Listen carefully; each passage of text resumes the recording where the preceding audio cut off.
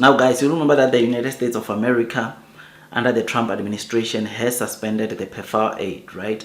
And we've been talking about what happens next. And last week we saw that the South African AIDS Council came out and said they are looking for patients or those that are not taking their treatments to come and start taking treatments. They are going to go to them and make sure that they get the treatments, which that, if you remember very well on the video I did last week, I said that is a signal to say that South Africa has a plan, because you cannot go look for more people when you don't have budget. The fact that you are going to look for more people to issue the treatment means that the budget is there, right? And guess what? Just late yesterday, the Department of Health came and said that there are measures already in place for TB treatment, AIDS treatment, which therefore means that $453 million or $8.5 billion that America was sending every year to South Africa to help procure, to make things simpler for those needing treatments of HIV, it simply means that this money now is there. There is budget for this, which is a very good thing. This just confirms that South Africa indeed, at the end of the day, they are victorious. At the end of the day, they found a plan. Indeed, we are seeing the plan that the South African president was talking about, right?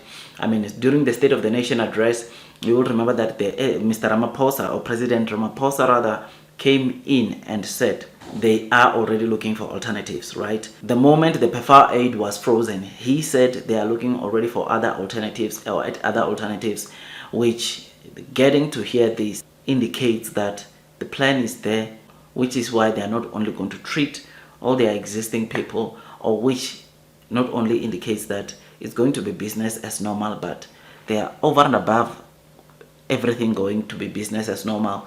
There is more people that are coming. There are more people that are going to be added, or 1.1 million people that are going to be added to the existing numbers to be helped or to receive help, treatment from the government, which is something that is great. This is good news to South Africa. These are massive news to South Africa. And once again, we continue seeing the Department of Health or the government doing something great. This deserves a round of applause. This is just good news to South Africa. I mean, the US under the Trump administration, in fact, Donald Trump yesterday was talking about some of aid that they are going to cut from other countries.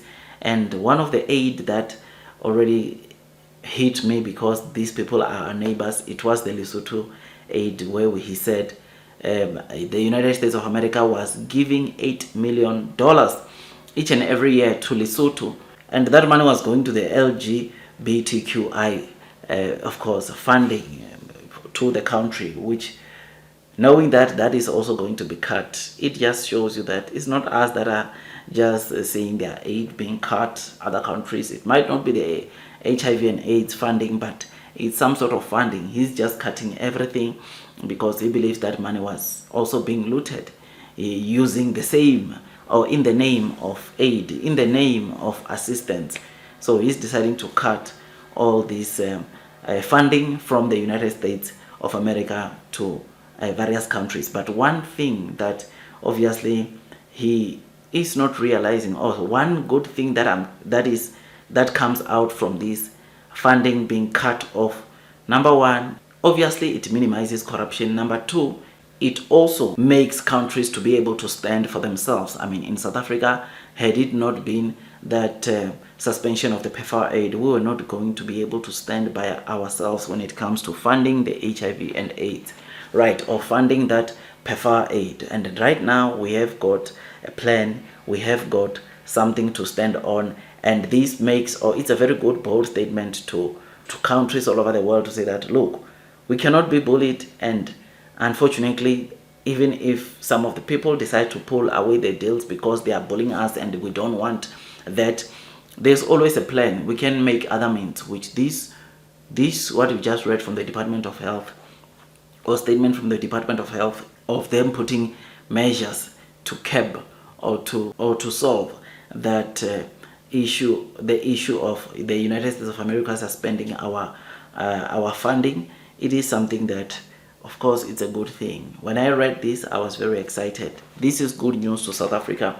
This is victorious. It shows that at the end of the day, South Africa came out stronger. And this, I think, sometimes when we use this mindset, or when we go with this mindset, not only does it help us to negotiate, not only does it make our country to get the respect it deserves, because let me tell you something, if we had done what Trump told us to, obviously there was not going to be any respect that comes to South Africa. We were going to be puppets forever to United States of America. So that statement, what we did there, not only is it, of course, making America to see that indeed everything is under control in South Africa, but also other countries, when they want to start tensions with us, they will think about things like this where we come with solutions. They will think about how we responded when Trump thought cutting the aid will take South Africa down, or Trump administration cutting the aid will make us to struggle or to suffer,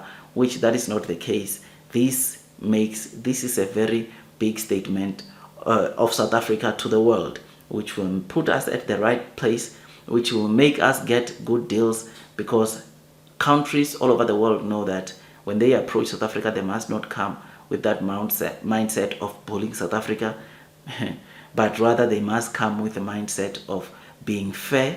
There must be fair trade, which is something that is very, very good. And this, ladies and gents, it's good news to all the South Africans. I am happy, man. I am excited. Just thought I'd come and give you this quick update to say that we have victory. We are victorious. There is a plan. Department of Health confirmed this. President Ramaphosa also signaled this, which is something that is great, something that is good, and hopefully things get better with time. And guys, I'm not saying we should not mend our relationship with the US.